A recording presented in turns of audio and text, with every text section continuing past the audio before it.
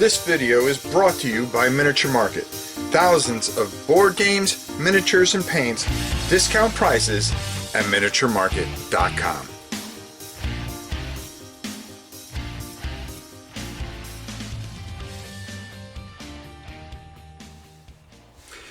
Now, as you all know, I love 4 Against Darkness, and we've been going through a lot of stuff lately. And I ran into a couple of things that I downloaded. We've got rules for Rune Cities, their monsters, and the custom beast folks for level 1s. And this is called Ravagers of Ruins. And I bought it just because of the cover. But this is going to, I mean, anytime you see a Beholder, I mean, you have to, you know. But this implements a lot of things from the card decks. I think from the card games, but it's a lot of rules for Rune Cities and going through them and stuff like that. So we're going to go down, take a quick look at it, and then I'll come back up and let you know. So what we have is that this actually takes from the card game, something I haven't had a chance to play and get my hands on, to be honest with you. And I'm anxious to kind of check out, see how the card game really works. And, supposedly the card game is supposed to be really, really fun, but falls in the same rules of 4 Against Darkness. Now, that's what I think I know, or the Bestiary card deck that you can pick up as well. What this does is it's going to take, and it's actually going to take the unique monsters from the card deck, and then you're going to be able to feature these in some of your dungeons if you want. What it does, and also there is treachery of troublesome towns. Are provided here with rules to use them outside of the context of the towns. So you're going to have runes that you're going to be able to work on and use throughout this.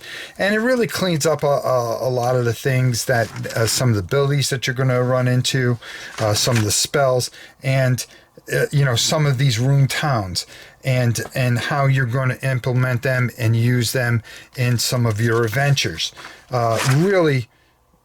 Really adds a lot here, and then of course the absolutely nasty bosses that are in the Rune Cities, and how you're going to adapt over these Rune Cities, how you're going to use some of these creatures, and so forth and so on. Really explaining a lot of their just plain old nastiness, to be honest with you, and there are a ton of them.